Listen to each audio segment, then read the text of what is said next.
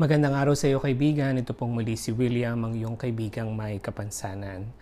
Sa araw na to, sasagutin natin ang tanong kung gaano ang lakas ng kapangyarihan ng dasal sa ating buhay. Gaano man ito kahirap.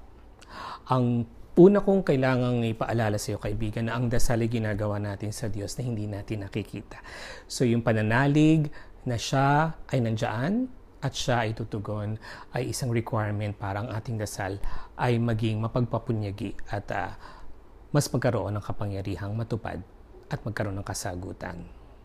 Now, kailangan natin maniwala gaya ng ginawa ni Jesus sa Garden of Gethsemane na sa kanyang panalangin sa Ama bago siya pahirapan sa krus ng Kalbaryo ay sinabi niya na, Panginoon o Diyos Ama sa langit, kung ako lang ang masusunod, tanggalin mo ang sarong na ito. Ngunit hindi ang kalooban ko, kundi ang kalooban niyang masunod.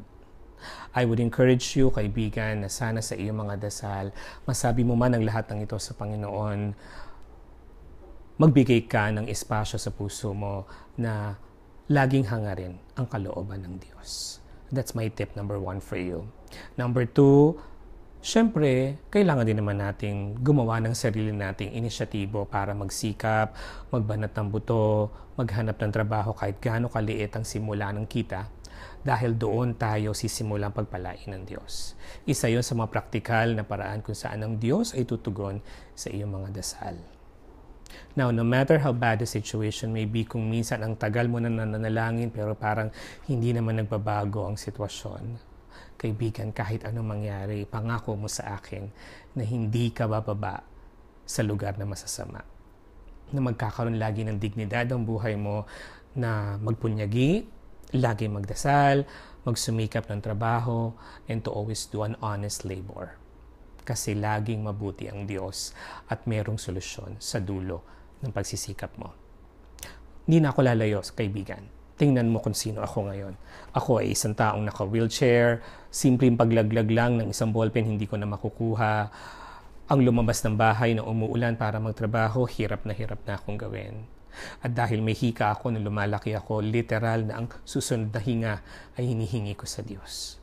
Ako ang produkto at ang buhay na testamento that God hears and He answers.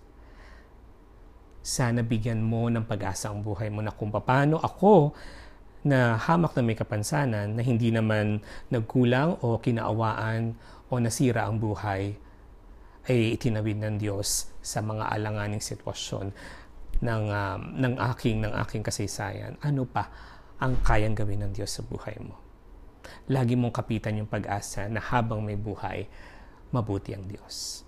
Prayer works, and you work hard, and always have the dignity to do the right thing. Hanggang sa muli, paalam.